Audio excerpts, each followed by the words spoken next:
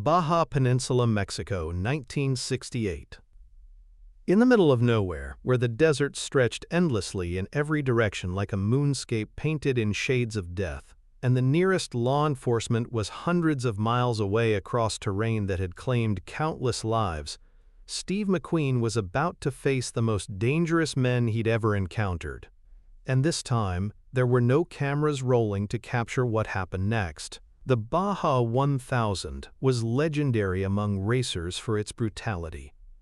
More than just a race, it was a test of human endurance against one of the most unforgiving landscapes on Earth.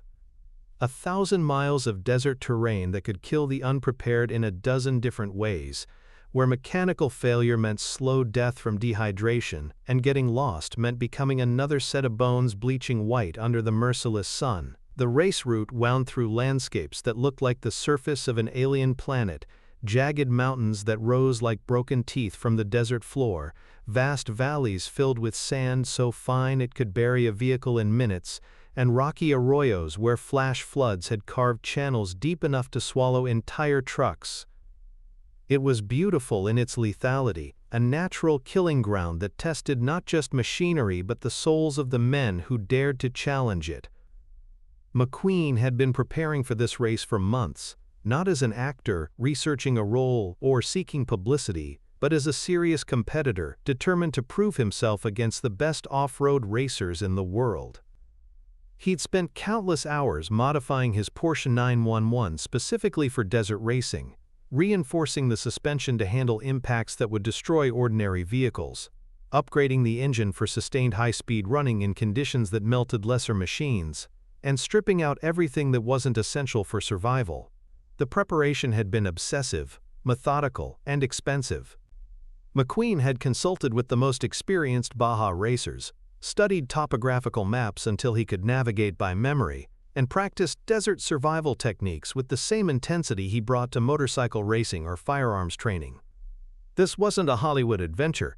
This was Steve McQueen pursuing his obsession with speed and danger in its purest form, far from the safety nets of studio insurance policies and carefully choreographed stunts. At 38, McQueen was at the absolute peak of his physical powers and his appetite for risk.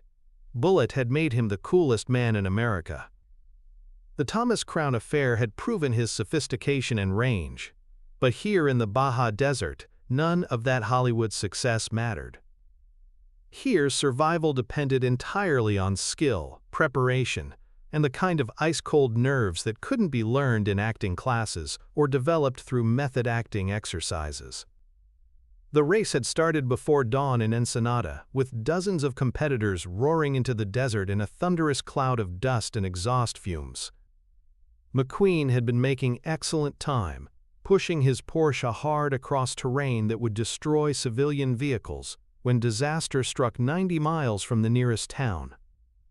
The engine seized with a violent grinding sound, followed by the smell of burning metal and escaping coolant.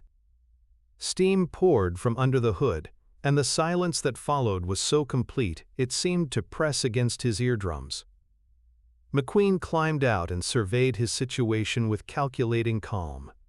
He was alone in a landscape that looked like Mars, with no radio communication and no way to signal for help. The other racers were either far ahead or far behind, following different routes through the desert maze. He had water for maybe 6 hours in this heat. The nearest checkpoint was 40 miles away across impossible terrain. The sun was climbing toward its brutal midday peak when the desert became a furnace that could kill in hours. He was considering his options when he heard approaching engines, not racing vehicles, but heavy trucks moving with predatory patience. 3 vehicles appeared on the horizon, black dots wavering in the heat shimmer that gradually resolved into pickup trucks loaded with men carrying an assortment of rifles and shotguns. They approached McQueen's position with the predatory caution of wolves circling wounded prey, taking their time to assess the situation and plan their approach. This was 1968, when the Baja Peninsula existed in a legal gray area where Mexican federal authority was minimal at best, and local power belonged to whoever had the most guns and the least compunction about using them. Drug trafficking was beginning to transform the region from a sleepy backwater into something much more dangerous, and armed groups operated with complete impunity in areas where law enforcement feared to venture. The Mexican government's control over the peninsula was largely theoretical. In practice, vast stretches of desert were controlled by smugglers, bandits, and increasingly sophisticated criminal organizations that were beginning to understand the enormous profits available in moving drugs across the increasingly porous border with the United States. McQueen watched the trucks approach with the alert stillness of a man who'd learned to recognize danger from a great distance. He'd grown up on streets where showing weakness was an invitation to violence, spent his teenage years in institutions where predators identified victims through body language and attitude, and his survival instincts were screaming that these weren't good Samaritans coming to offer roadside assistance. The trucks formed a perfect semicircle around McQueen's disabled Porsche, their engines idling as 9 men climbed out with the casual confidence of people who owned this particular piece of hell and everything that happened in it. They were a mixture of types, some obviously local bandits who'd been working this stretch of desert for years, others who carried themselves with the disciplined bearing of former military men who'd found more profitable employment in the criminal underworld. They were armed with a mixture of hunting rifles, military surplus weapons, and shotguns that had seen better days but were still perfectly capable of killing. Their leader, a tall, lean man with the scarred face and steady hands of someone who'd survived more violence than most people could imagine, approached McQueen with obvious predatory intent and the kind of confidence that came from never having encountered serious resistance in this lawless territory. "Problemas, amigo?" the leader asked in accented English, his voice carrying mock concern that fooled absolutely no one present. McQueen nodded toward his disabled car with the characteristic economy of motion that had become his trademark. "Engine trouble. Happens sometimes in races like this." "Sigh, races," the leader replied, his eyes moving over the expensive Porsche with the calculating appreciation of someone evaluating potential profit. "Very expensive races, I think. Very expensive cars for very rich men who come to our desert to play games." The other 8 men had spread out around McQueen's position with practiced efficiency, cutting off any possible escape routes without appearing to be doing so deliberately. Their weapons weren't pointed directly at him yet, but the threat was as unmistakable as it was professional. This wasn't a random encounter. It was a carefully planned robbery, and potentially something much worse. "You know," the leader continued, walking closer to examine the Porsche's extensive modifications, running his hands along the roll cage and racing suspension with obvious technical knowledge. "This desert, she is a very dangerous place. Many people, they come here to race, to have adventures, and they get lost. They disappear completely." He paused to light a cigarette, the flame from his lighter dancing in the superheated air. "Sometimes we find the bones months later, sometimes years, sometimes never. The desert, she keeps many secrets." The implied threat was delivered with a smile that contained no warmth whatsoever. "But maybe we help you see. We take your beautiful car to town, get it fixed properly. You wait here in shade. We come back for you when everything is ready." The offer was delivered with theatrical sincerity that might have been convincing to someone who hadn't spent years reading Dangerous Men for signs of violent intent. McQueen understood exactly what was being proposed with crystalline clarity. These men would take his car, probably kill him to eliminate any potential witnesses, and disappear into the vast desert where no authority would ever find them or their crime. It was a perfect setup in a perfect location, and the only thing standing between him and a shallow grave was his ability to convince them that killing Steve McQueen would create more problems than they were prepared to handle. "That's very generous of you," McQueen replied, his voice carrying that familiar hint of amusement that suggested he found the entire situation mildly interesting rather than terrifying. "But I think I'll wait with the car. Wouldn't want to inconvenience you gentlemen." The leader's smile faded slightly around the edges. He'd expected fear, pleading, maybe desperate offers of money or other bribes. He certainly hadn't expected casual indifference from a man facing 9 armed opponents in the middle of nowhere, with no hope of rescue or escape.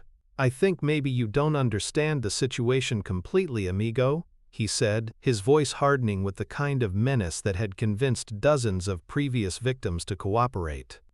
"This desert, she belongs to us. We say what happens here, and we say you wait while we take your car to safety." Two of his men moved closer, raising their rifles to a more obviously threatening position. The charade of helpful assistance was being dropped in favor of naked intimidation. But Steve McQueen had been threatened by tougher men than these, in places just as dangerous, and he'd never backed down from anyone in his entire life. Slowly, deliberately, with the fluid precision of someone who'd practiced the movement thousands of times, McQueen reached behind his back and drew a .45 automatic pistol from a concealed holster. The movement was professional, practiced, and utterly without hesitation, the gesture of someone who'd drawn a gun in anger before and wouldn't hesitate to use it again. The 9 men froze as if someone had thrown a switch. They had expected a Hollywood actor to collapse in terror when faced with real violence and the prospect of real death. They hadn't expected someone who moved like a professional, who carried himself like a man intimately familiar with violence, and who showed absolutely no fear despite being dramatically outnumbered. McQueen's pale blue eyes moved across the group with the calculating assessment of a predator evaluating multiple threats and planning his response accordingly. When he spoke, his voice was quiet but carried with perfect clarity across the desert silence that had suddenly become charged with lethal possibility. "Here's what's going to happen, gentlemen." The casual, almost polite use of "gentlemen" somehow made his next words even more menacing. "You're gonna get back in your trucks and drive away from here. And I'm going to wait here with my car until help arrives, or I figure out how to fix it myself." The leader started to speak, probably to deliver some threat or demand, but McQueen cut him off with a slight gesture of his pistol.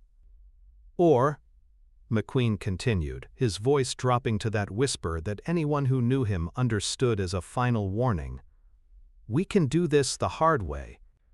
And trust me when I tell you, you really don't want to do this the hard way." His pale blue eyes locked onto the leader's face with an intensity that seemed to burn across the space between them.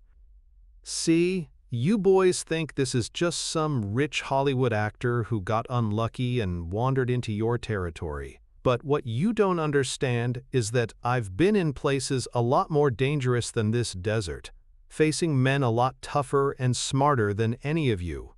McQueen took a step forward, and somehow all 9 armed men seemed to step back slightly, as if his presence had acquired a gravitational field that pushed against them. "I didn't learn to shoot guns on movie sets with blank cartridges and safety coordinators. I learned on streets where hesitating for 1 second got you killed, and where the only thing that mattered was who was faster and more willing to pull the trigger." He gestured with his free hand toward the endless expanse of sand and rock that surrounded them in every direction. "You think you know this desert? I've been racing here for years. I know every canyon, every ridgeline, every place where a body could disappear without a trace. You think you know how to hide evidence out here? I know how to make problems disappear so completely that nobody even thinks to look for them." McQueen's smile was colder than the desert night. "You think you're the most dangerous thing in this wasteland? You're wrong." The silence that followed was so complete that the distant sound of wind moving across sand dunes seemed unnaturally loud in the superheated air. "I came here to race, not to kill anybody," McQueen continued, his voice maintaining that conversational tone that somehow made every word more terrifying than shouting would have been. "But if you force me to choose between my life and yours, that's not really a choice at all. That's just mathematics." The leader was beginning to sweat. This wasn't going according to plan. The rich actor was supposed to be begging for his life, not delivering threats that carried absolute authenticity. "You boys can walk away from this," McQueen said, his pistol remaining steady as granite despite the heat and tension. "Drive back to whatever hole you crawled out of, and we'll all pretend this conversation never happened. But if you think you're taking my car, if you think you're leaving me for dead in this desert, then you'd better be prepared to kill me right here, right now." His pale blue eyes moved across the group one final time, cataloging faces and positions with the systematic attention of someone planning for multiple contingencies. Because if I'm still breathing when this conversation ends, some of you aren't going to be. The words hung in the superheated air like a death sentence written in fire and delivered with absolute conviction. For 30 seconds that felt like 30 minutes, nobody moved. Nobody spoke. Nobody seemed to breathe. The desert around them was so quiet that heartbeats seemed loud enough to echo off the distant mountains. Then the leader made a small gesture to his men, barely more than a twitch of his fingers, and they began backing toward their trucks with the careful movements of people who just realized they were standing in an active minefield. "Maybe we see you again sometime, amigo," the leader said, trying to salvage some dignity from a situation that had gone completely wrong. McQueen's response was delivered with that famous half-smile that had made him a legend. "Maybe. But probably not. I have a very good memory for faces, and an even better memory for people who've threatened me." The truck started up and pulled away, leaving clouds of dust and the smell of exhaust fumes hanging in the still air. McQueen stood perfectly still until the sound of their engines faded completely into the distance, then slowly holstered his weapon and returned his attention to the mechanical problem that had started this entire confrontation. 3 hours later, another racer found him working on his engine, with the focused concentration of someone who'd just been reminded that survival was a skill that required constant practice and vigilance. McQueen never spoke publicly about what had happened in that desert that afternoon, but those who knew him well noticed that he never again ventured into the Baja Peninsula without carrying enough firepower to fight a small war, and he always traveled with backup plans for backup plans. Some actors play tough guys on screen and go home to Beverly Hills mansions. Others discover that when the cameras stop rolling and the lights go down, real toughness is the only thing standing between you and a shallow grave in the middle of nowhere. Steve McQueen had proven once again that authenticity couldn't be performed, couldn't be learned in acting classes, and couldn't be faked when life-and-death situations demanded the real thing. Subscribe to Steve McQueen Untold Legacy for stories they never told you.